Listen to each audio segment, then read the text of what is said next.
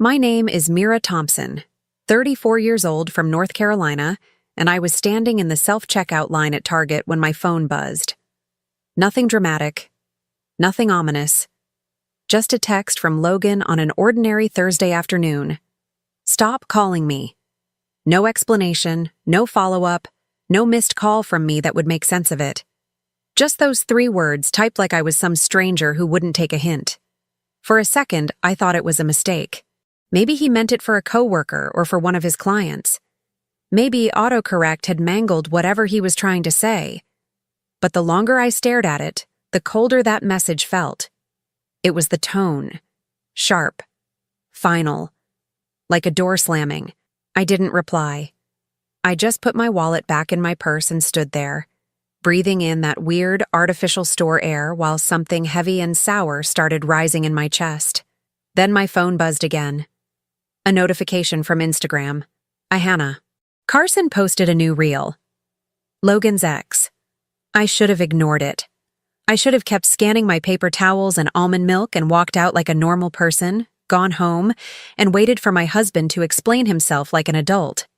But I tapped it. Of course I tapped it. The video was only 6 seconds long. At first, the lens shook like she'd grabbed her phone fast. She walked into her bedroom mirror, flipping her hair over her shoulder, her reflection glowing with that soft, flattering filter she always used. Then the camera shifted. And God, my stomach dropped. Because behind her, lying on her bed like he belonged there, was Logan, shirtless, smiling, scrolling through his phone like he'd just woken up from the best nap of his life. Then she turned the camera toward him and he laughed, and said, Mira's probably blowing up my phone right now. Poor thing. I felt every muscle in my body stiffen at the same time. A woman behind me said, Are you in line? And I didn't even hear her until she tapped my shoulder. My eyes were stuck on that screen, replaying his voice over and over. Poor thing, poor thing. The caption was worse. When the upgrade is worth the wait. 2 winking emojis, 3 fire emojis. My hand started shaking so badly I dropped my phone onto the conveyor belt. The sound snapped a couple shoppers' heads in my direction. I grabbed the phone and bolted out of the line, out of the store, out into the bright heat of the parking lot where the sunlight hurt my eyes. I could feel people staring like I was the crazy one. I didn't even think. I just ran to my car, threw everything into the passenger seat and started driving. I wasn't crying. Not yet. It was something stronger, sharper, like the instinct you get when you touch a hot pan and your hand jerks back before your brain even catches up. Logan was at the gym. Thursday afternoons were always his reset sessions, whatever that meant. I knew exactly where he'd be at this hour. I'd driven him there enough times when his car was in the shop. I pulled into the parking lot and saw his car immediately. So he wasn't at Hannah's anymore. My heart was thudding so hard I could feel it in my teeth. I walked inside the gym and the sound hit me. Music, weights dropping, people shouting through reps, treadmill belts squeaking. It smelled like sweat and rubber and that vague citrus cleaning spray they always used. At the far wall, I saw him, Logan, my husband, doing cable rows like he hadn't just set my whole life on fire. Honey? A woman said from the front desk. Do you need... But I didn't hear her. I was already walking straight toward him. He saw me in the mirror first. His arms froze mid-pull. The weight slammed down behind him and echoed through the whole section. Mira? He said, turning around like he was the one caught off guard. What are you doing here? I held up my phone. Hit play. Hannah's voice. His laugh. Those words. His face went gray so fast I thought he might actually pass out. A couple people nearby paused their reps and looked over. Someone lowered the volume on the speaker. The whole vibe of the room shifted in seconds. Turn that off, he hissed, stepping toward me. This isn't the place, Mira. No, I said, my voice shaking but loud enough to carry. Because it looks like the place where you had plenty to say about me an hour ago. More heads turned. Come outside, he said quietly. We can talk. There's nothing to talk about, I snapped. You told me to stop calling you. Now I see why. Mira. She posted you in her bed. Her bed, Logan, and you laughed about me. In public. It was a joke, he said. The angle makes it look worse. It wasn't. Oh, a joke? I cut in. Is that what she is? Is that what you two are doing? Comedy? People stopped pretending to work out. One girl even pulled out her phone. Logan noticed, and his voice got tight. Put your phone down, he said sharply. I don't care who's recording, I said. Let the whole city see who you are. His jaw clenched. I saw the exact moment anger replaced fear. Can you not make a scene? He muttered. Logan, I said calmly. The scene started when your ex posted you half naked in her sheets. I'm just here to finish it. Someone choked back a laugh. A guy in a UNC t-shirt whispered something to his friend.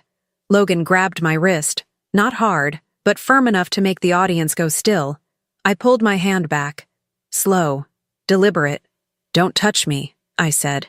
He dropped his arm like it burned him. I turned around to leave, because if I stayed one more second, I'd break, and I refused to let him see that.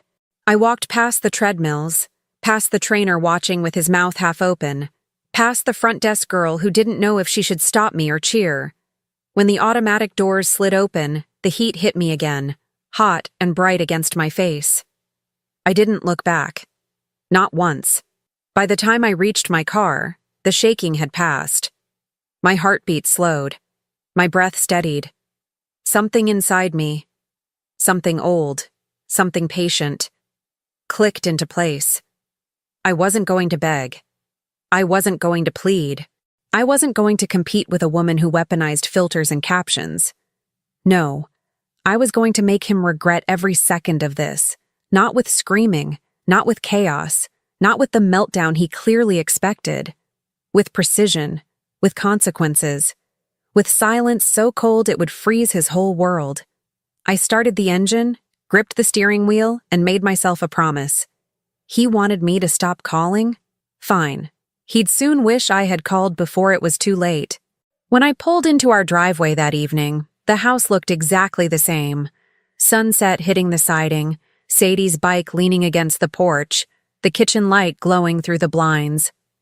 Anyone else would think it was a peaceful home. But the minute I stepped inside, the silence felt like a crack in the walls. This wasn't how our marriage was supposed to turn out, not after everything I carried on my back for years. When Logan and I first met, he was charming in that restless, ambitious way. He always had a plan, a promotion to chase, certifications to earn, new tech to buy. I thought the ambition meant stability someday. I was 26 and optimistic enough to believe that effort always paid off. Then life changed fast. I got pregnant with Sadie. I cut my UX design hours to part-time, thinking it would be temporary. Temporary became just for now, and just for now became years of scheduling my entire life around daycare pickups, grocery runs, and making sure Logan didn't walk into a dark house after work. I told myself I was being supportive, building a foundation for him, for us.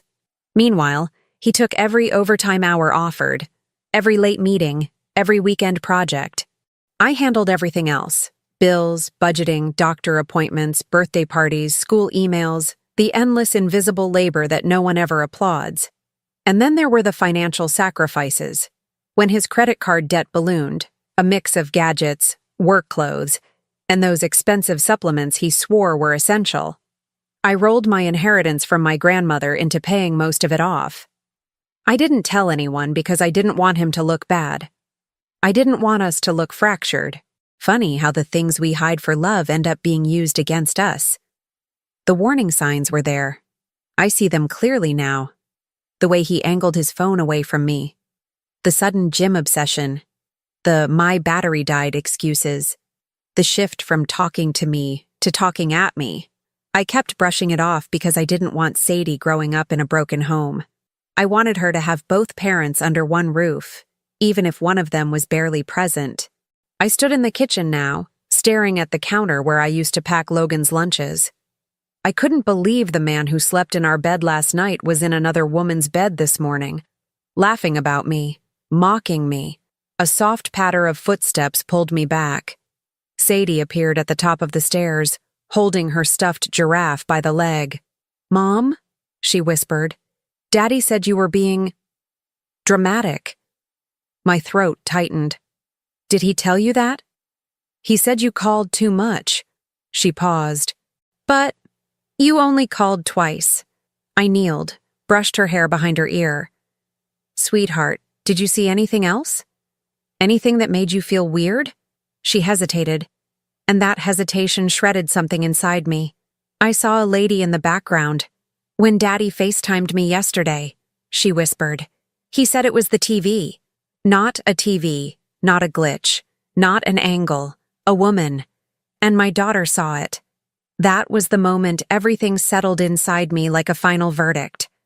Logan didn't just betray me. He involved our daughter in the lie. And that made the betrayal undeniable and unforgivable. The next morning, I woke up before my alarm. Not because I'd slept well, I didn't sleep at all, but because my mind had slipped into a different gear overnight. The shock had burned off. The humiliation had hardened into something colder, steadier, almost mechanical. I wasn't going to sit in this house waiting for Logan to come home and throw excuses at me like scraps. I wasn't going to let him twist this into another one of his "you're overreacting" routines. And I definitely wasn't going to let him decide the pace of this fallout. I made coffee, opened my laptop, and started with the accounts. The first thing I checked was our joint savings, the one I funded more than he did, the one I kept afloat while he chased every new gadget or gym membership upgrade he claimed was essential. My hands didn't shake when I moved half of it into an account in my name only. Not hidden, not sneaky, just legally protected. Next were the credit cards. 2 of them were tied to my income. He never thought about that part. He always assumed everything in our life existed because he worked so hard. I opened the bank app and froze his card with one tap. The confirmation screen popped up like an affirmation. Then I emailed a lawyer. No long message, no dramatic story. Just, "I need to discuss divorce options, financial protections, custody, availability today or tomorrow." At 8:11 a.m., the reply came back. "Yes, noon, bring documents." Perfect. By the time Sadie woke up, I'd already scanned our insurance papers, tax returns, pay stubs, the deed to the townhouse, and the last 2 years of Logan's work expenses. I made a folder labeled "Legal." It felt like reclaiming oxygen. After dropping Sadie at school, I went home, grabbed 2 suitcases, and began packing essentials. Not the emotional things, not the keepsakes. Just clothes, toiletries, work equipment, and the documents the lawyer asked for. I moved with a clarity I hadn't felt in years. The kind you get when you finally admit the truth you've been avoiding. At 11:02 a.m., my phone buzzed. "Logan, we need to talk. Where are you?" I didn't answer. Instead, I finished zipping the bags and loaded them into the car. I left the house lights off, locked the door behind me, and headed to the lawyer's office. By noon, I was sitting across from a woman who didn't blink when I told her what happened. She took notes, asked for dates, asked for proof. I showed her the video. Her eyebrows lifted slightly, not in shock, but in confirmation. "Mira," she said quietly, "you're in a strong position, financially and legally. If you want to proceed swiftly, we can." "I do," I said. "Immediately." She nodded.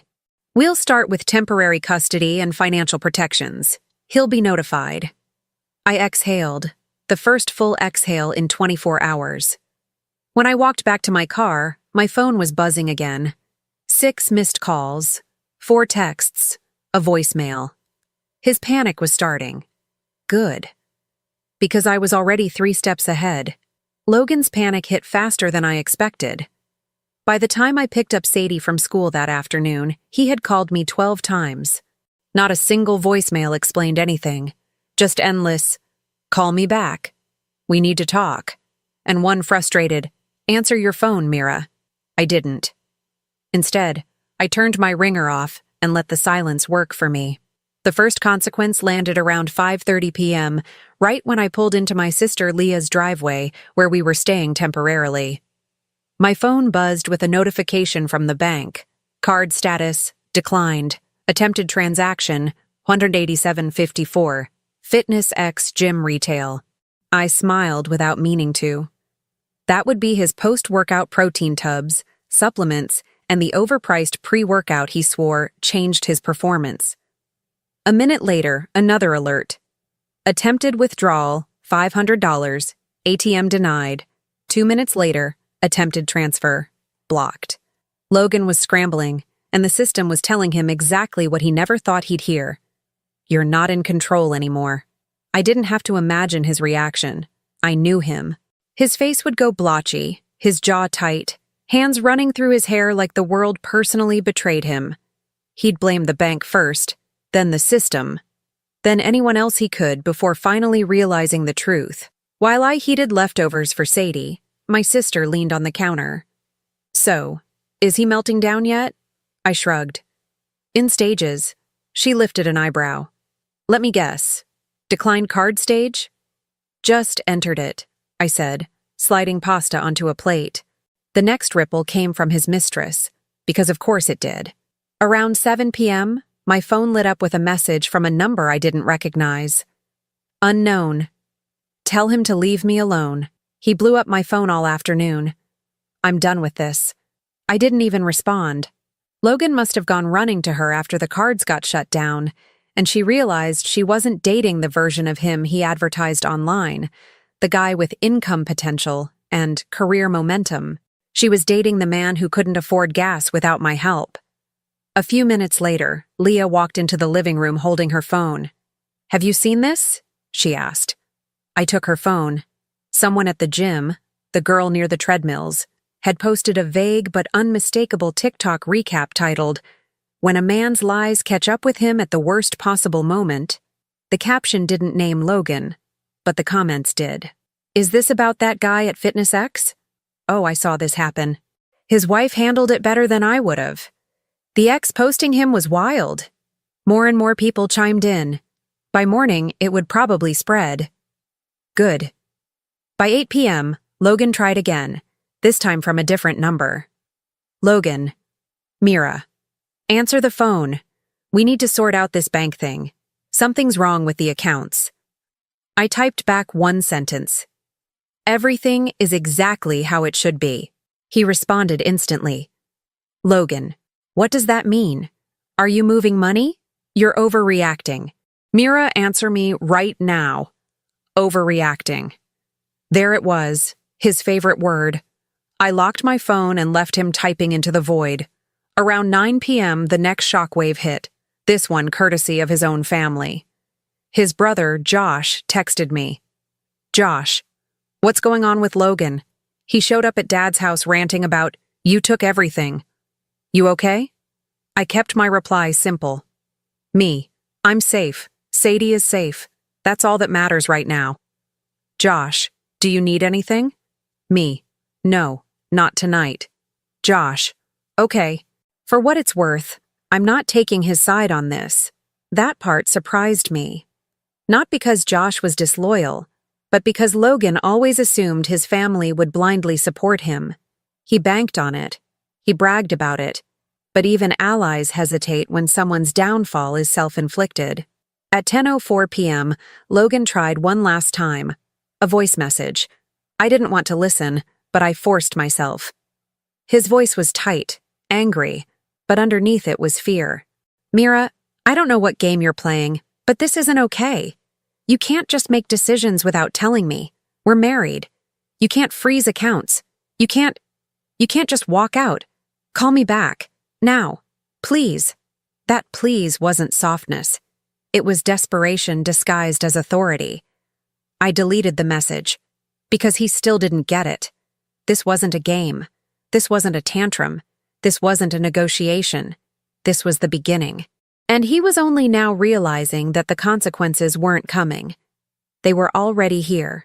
2 days later, Logan finally figured out where we were staying. I shouldn't have been surprised. His brother probably slipped without meaning to, or maybe Logan drove around until he spotted my car in Leah's driveway. Either way, I wasn't caught off guard. I'd been waiting for this moment. Not anticipating it, not dreading it, waiting. And it came in the loudest, most predictable place possible. Sadie's Saturday soccer game. The field was packed. Parents lined up with folding chairs, toddlers stumbled over juice boxes, and teenagers sold snacks for fundraising.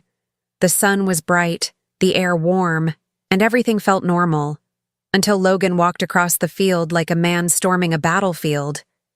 Some people noticed immediately. A few whispered. A few nudged their friends. Everyone knew what had happened by now. The gym video, the Instagram reel, his ex's meltdown, the declined cards. Logan wasn't walking, he was stomping. His face flushed red, breathing uneven, wearing that same gym hoodie from the viral TikTok. I stood on the sideline with Leah, watching him approach. My pulse didn't spike. My hands didn't shake. I was past the point of reacting. He marched straight toward me. "Mira, we need to talk. Now." Parents turned their heads, trying not to stare while definitely staring. I kept my eyes on the field. "This isn't the place." "Oh, this is exactly the place," he snapped. "You froze my accounts. You took half our savings without warning. I had to borrow gas money from my brother. Do you have any idea how humiliating that is?" A couple dads pretended to check their phones but didn't look away. Leah stepped closer, but I shook my head. "Let him keep talking. I'm done being punished," he said, voice rising. "You made your point. You got your little victory. Now we're going to undo this mess." "Undo?" I repeated quietly. "Yes, undo," he said. "I've apologized, okay? I told you the video wasn't what it looked like." Someone behind him snorted, loudly. He shot them a glare, then turned back to me. "I'm not losing my family over a video Hannah posted to get attention. You overreacted like you always do. Now give me access back to the account so we can handle this like adults." I finally looked at him. Really looked. The arrogance, the entitlement, the complete inability to grasp reality. And then came the moment the whole field would end up talking about. "Logan," I said quietly, "you didn't lose your family because of a video." He blinked, thrown off. "You lost your family because you were in another woman's bed and laughed about me like I was disposable." His jaw tightened. I said I was sorry. "You're not sorry," I said. "You're inconvenienced." A few parents gasped. A mom whispered, "Oh my God." Logan stepped closer, lowering his voice but increasing the pressure. "Give me back access to the accounts. I'm serious, Mira. I have bills due. I have responsibilities. You can't just financially sabotage me." "You mean the accounts I funded?" I asked. "The ones built on my inheritance? My work? My sacrifices?" He opened his mouth, but nothing came out. "And by the way," I added loud enough for everyone to hear, "freezing the cards wasn't sabotage." Logan's eyebrows snapped together. "What do you call it then?" I held his stare. "Accountability." A ripple went through the sidelines, a mix of soft gasps, stifled laughs, and murmurs spreading like wind on grass. Logan's entire face twisted. "You're humiliating me." "No, Logan," I said. "You humiliated yourself. I'm just done protecting you from the consequences." He looked around and realized everyone was still watching. A dad filming discreetly, a mom whispering into her friend's ear, a teenager pointing at him with wide eyes like he'd spotted a celebrity meltdown. Logan's hands shook. "Mira, please, can we go somewhere private? I can explain everything." "No," I said. "We're done with private explanations. Everything you did happened publicly. I'm not cleaning it up behind closed doors." He swallowed hard, throat tight. Then, in the smallest voice I'd ever heard from him, "What am I supposed to do?" I stepped 1 inch closer, not touching him, not raising my voice, just enough that he had no choice but to absorb every syllable. "Logan," I said, "what you're supposed to do is stand here and realize you can't hide behind me anymore." His eyes glistened, anger or panic or both. Then came the mic drop line.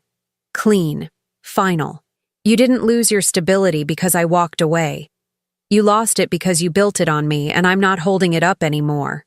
Someone on the sidelines actually whispered, "Holy," before cutting themselves off. Logan took a step back like the ground shifted under him. His ex's betrayal, the financial chokehold, his family's disappointment, the public humiliation. It all hit at once. He turned away slowly and walked across the field, shoulders tense, head down, every pair of eyes following him. The meltdown would spread by evening. Clips, comments, reactions. But I didn't watch him go. I watched Sadie sprint down the grass, smiling, laughing, free. Because for the first time in years, so was I. By Monday morning, the soccer field confrontation had already left the small-town bubble and slipped into the larger digital bloodstream. Not full viral, not yet, but definitely circulating beyond our immediate circle. Enough that people at Logan's workplace were whispering before he even walked into the building. I didn't post anything. I didn't comment. I didn't defend myself. Silence is louder when the truth is already out there. Logan, of course, chose the opposite strategy. At 9:42 a.m., he posted a 6-slide Instagram story. A black background with white text, like every dramatic pseudo-apology you've ever seen online. "I'm going through a difficult time. There's a lot of misinformation being spread. My wife has been dealing with emotional challenges and I've been trying to support her. Please respect our privacy." Emotional challenges. He didn't use the word unstable, but he might as well have. Within minutes, he started replying to comments under old photos. The curated ones of us smiling at weddings or beach trips. The ones he left up to maintain the facade. I've been trying to help her for months. She misunderstood things. The video was taken out of context. She's spiraling. A few strangers bought it. But the people who knew him didn't. Someone screenshotted his story and posted it to TikTok with the caption, "Bro cheated on his wife on video and is now blaming her emotions. Classic." It got traction fast. By noon, the comments were brutal. Men will literally cheat instead of going to therapy. Not him gaslighting the whole city. Did he forget we all saw the real? Tell me you're the problem without telling me. I didn't have to lift a finger. The public was doing the heavy lifting. But the biggest blow didn't come from strangers. It came from inside his own circle. At 1:17 p.m., I got a text from his friend Mateo. Not someone I'd ever been close with, but friendly enough. Mateo. "I'm sorry. I didn't know what was really going on. You didn't deserve any of this." Then a second message followed. "You should see the group chat. People are done covering for him." I didn't ask to see it. But someone else posted a blurred version on Reddit later that afternoon, not identifying names, but the voices were obvious. Logan had been bragging for weeks about keeping his options open, talking about Hannah like she was a prize he deserved, claiming I wouldn't leave even if I found out, saying I didn't understand how much pressure he was under. Pressure. The same pressure he used to justify disappearing on weekends. The same pressure he blamed for snapping at me.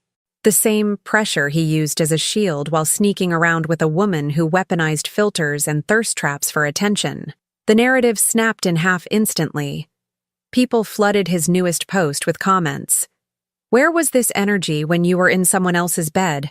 Your wife wasn't spiraling. You were." Gaslighting 101. Accountability looks different on everyone, I guess. By evening, a hashtag formed. A poor thing. The same words he used in Hannah's reel, now turned into a punchline aimed directly at him. People stitched the original gym confrontation with screenshots of his IG story, editing it with dramatic zoom-ins and fake documentary music. The kind of content that spreads because it's both messy and obvious. Logan panicked. At 6:03 p.m., he posted a shaky video. The kind recorded at the last minute, bad lighting, breathless, the kind of video you only post when desperation replaces strategy. "I just want to say," he began, "everything being said about me is getting out of hand. A private moment was recorded without my permission. My wife is going through something and people need to stop attacking us. This is between us, not the internet." The comments were merciless. "Bro, you literally laughed about her." Take accountability challenge. Impossible. Between you and her, you made it public. Not the victim act. He deleted the video within an hour, but the reposts were already everywhere. By nightfall, even Hannah turned on him. She posted a cryptic story. "Don't drag me into your lies. I'm not covering for you." That was all, but she didn't need to say more. People connected the dots instantly. Logan tried to spin the truth, but the truth had receipts. Receipts he created himself. He wasn't just exposed. He was outplayed at his own game, the one he thought he could rig. And I still hadn't said a single public word, because I didn't need to. His downfall was happening in real time, accelerated by every lie he tried to tell. And the public war he started, he had already lost. The official fallout began on Wednesday morning, 48 hours after Logan's messy PR disaster peaked. I was sitting at Leah's kitchen table with a cup of tea when my lawyer called. "He's been served," she said. "Temporary custody, financial protections, and the preliminary injunction. He'll receive instructions on what he can and can't access." My shoulders relaxed for the first time in days. Did he fight it? A small pause.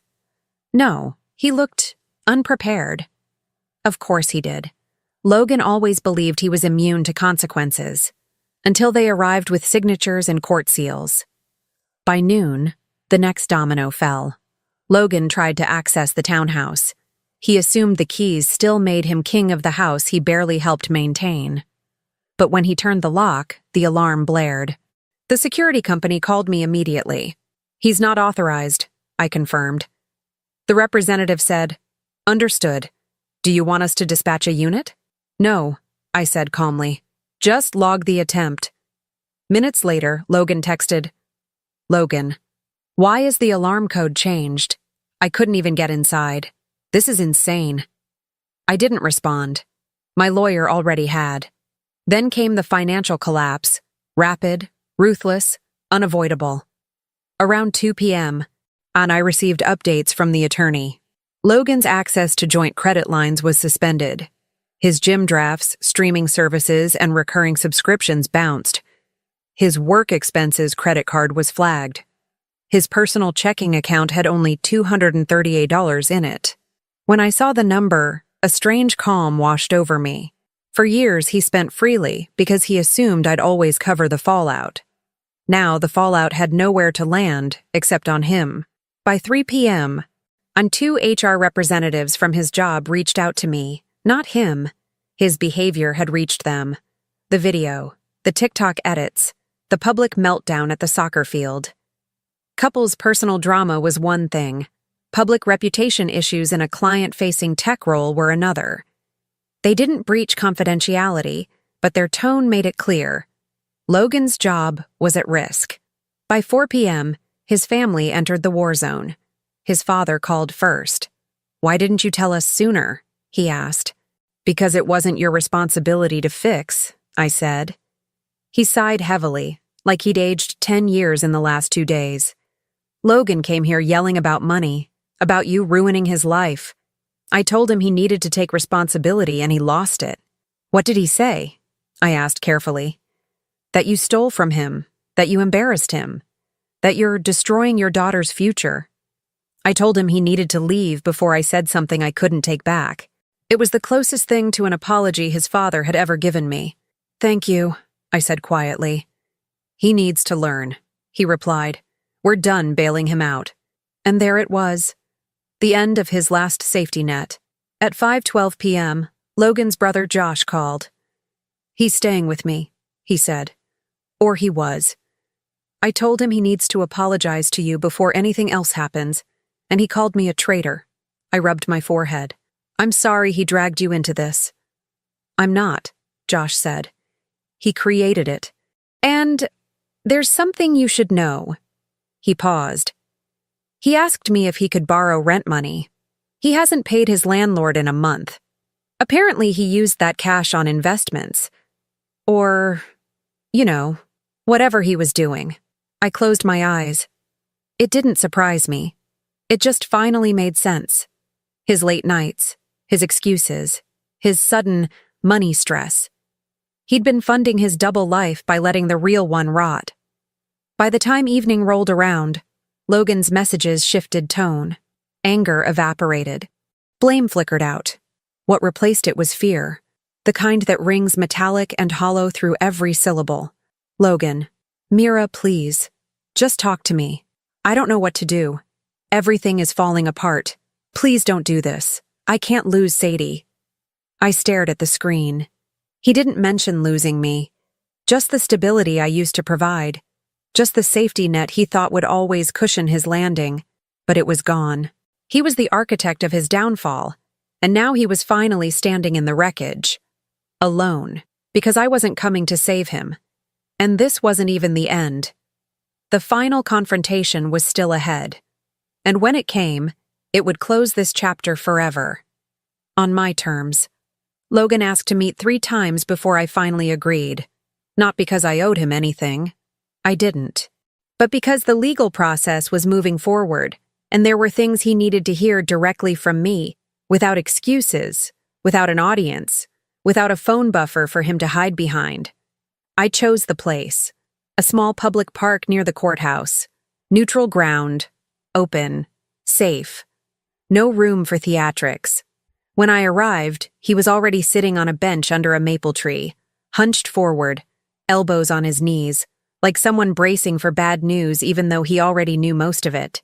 His hoodie looked worn out. His eyes were swollen, from crying, lack of sleep, or something else he'd never admit.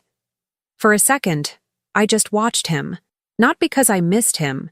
That version of him didn't exist anymore, but because I was finally seeing the man behind the illusion. Not the confident talker, not the performer, not the polished husband he pretended to be. Just a man who burned down his own life and didn't know what to do with the ashes. When he noticed me approaching, he stood too quickly, almost tripping. "Mira," he said, breath shaky. "Thank you for coming." I didn't sit. "I won't stay long." He nodded, swallowing hard. "Okay, I get that. I need to explain." "No," I said calmly. "You need to listen." His mouth closed slowly, like he wasn't used to being told that. For a moment, we stood in silence. Kids played on the swings behind us. A couple jogged past. Life continued like the world didn't crack open 2 weeks ago. Finally, he spoke. "I messed everything up," he said. "I know that. I know I hurt you. I didn't think it would get this far. I didn't think you'd really leave." "That's exactly the problem," I said. "You thought there was nothing I could do." His shoulders tensed. "I didn't mean it like that." "You meant it exactly like that," I replied. "You built this life assuming I'd always hold it together, that I'd always clean up after you, always accept less than I deserved." He opened his mouth, but I held up a hand. "You want honesty? Here it is. You didn't cheat because you fell in love with someone else. You cheated because you assumed I'd stay anyway." His face cracked, a small, painful shift. "Mira, I was stressed. I made bad decisions. I didn't feel appreciated." I actually laughed. A short, hollow sound. "Appreciated?"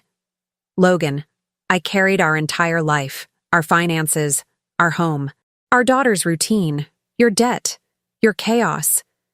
What more did you want? Applause?" He flinched like I'd slapped him.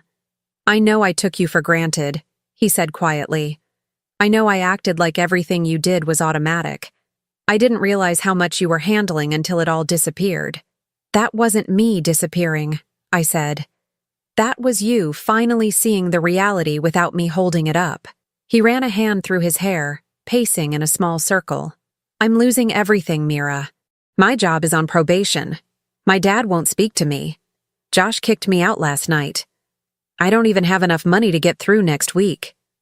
"That's not my doing," I said softly. "You call it losing everything. I call it you living with the consequences." His voice cracked. "I need help." "No," I said instantly. "You need responsibility." He froze. "I'm not asking for us to get back together," he said quickly. "I know that's gone. I need you to stop the legal stuff. The custody. The financial orders. I can't breathe with all this happening at once. Logan, I said, I didn't create the legal consequences. Your actions did. He moved closer, eyes desperate. Please, he whispered. I'll do anything. I'll sell everything I own. I'll go to counseling. I'll delete social media. I'll get off the internet. I'll quit the gym. His voice shook. Just don't take Sadie from me. Don't make me a visitor in her life. That part hurt. Because, despite everything, he loved her. He was a terrible husband, but he wasn't a monster to her. I'm not taking Sadie from you, I said. The court isn't either. But things won't go back to how they were. Custody will be structured, scheduled, supervised until the court is confident in your stability. He pressed his palms to his face. I can't believe this is happening. You made it happen, I said, piece by piece. He looked at me then, really looked. Not the way a husband looks at a wife, the way a drowning man looks at land he can't reach anymore. Is there anything I can say to fix this? He asked. No, I answered, but there's something you need to hear. He straightened, bracing. I stepped closer, not cruel, not heated, just final. You didn't lose me because you cheated, I said. You lost me because you gambled with my dignity and expected me to come back empty-handed. His eyes filled, anger, regret, grief, all of it tangled into one. Mira, this is the last time we'll have this conversation, I said. From now on, everything goes through the lawyers. Everything has boundaries. Everything has structure. He nodded slowly, brokenly. I miss you, he whispered. I don't miss who you became, I replied. The wind picked up. Leaves rustled. Someone's dog barked in the distance. I took one step back, the symbolic one, the real one, the one that separated the past from everything after. Then I gave him the line that would echo in his head long after I walked away. You didn't think I'd leave. Now you get to live with what happens when I finally do. He inhaled shakily, eyes glossy, mouth trembling. I didn't wait for his response. I turned. I walked. And this time, he didn't follow. 6 months later, my life didn't look anything like the world I left behind. And for the first time in years, that felt like a blessing rather than a loss. The townhouse sold quickly. I used my share to move Sadie and me into a bright, modern 2-bedroom apartment just outside downtown Raleigh, close to her school, close to my job, close to everything I used to put on hold. I went back to full-time UX design. I forgot how good it felt to sit in a room where my ideas mattered, where my voice wasn't an afterthought, where I wasn't shrinking myself to keep someone else stable. My coworkers welcomed me back like I'd never left. I started leading projects again. My inbox filled with opportunities instead of apologies. Sadie bloomed too. She laughed more. She slept easier. She stopped tiptoeing around silence the way she used to when Logan came home moody or distant. She drew pictures of mommy and me adventures, and her teacher mentioned how much more confident she was during class presentations. Stability didn't come from pretending anymore. It came from clarity. As for Logan, the updates reached me in fragments, not because I sought them, but because Fallout has a way of circulating on its own. He moved into a small month-to-month rental on the edge of town after getting kicked out of his brother's place. His job put him on performance review after the PR mess spilled into client meetings. His father refused to co-sign anything else for him, and Hannah disappeared from his story entirely, leaving behind nothing but the viral reel that started everything. He saw Sadie only on scheduled weekends now, supervised at first, then gradually increasing as he stabilized enough to show consistency. He tried, I'll give him that. Not at us.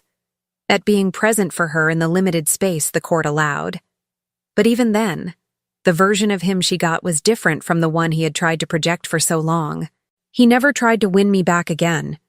Not after that day in the park. Something in him understood the door wasn't just closed. It was sealed. And something in me understood that I didn't need to hate him to move on. I just needed to outgrow him. The most unexpected change came on a quiet Sunday morning. I was sitting on the balcony, coffee in hand, watching the city wake up when I realized I wasn't replaying anything anymore. Not the video, not the confrontation, not the last conversation. My life no longer revolved around the moment he betrayed me. It revolved around everything I built after. The freedom wasn't loud. It was steady. It was mine. Betrayal didn't break me. It redirected me. And standing in the life I rebuilt, with clarity, with dignity, with peace that didn't require anyone else's permission, I understood something simple. Walking away wasn't the end. It was the beginning of the life he never believed I could create without him. Thank you for tuning into the Velvet Revenge channel. Please hit that hype button and subscribe for more revenge stories like this. See you soon.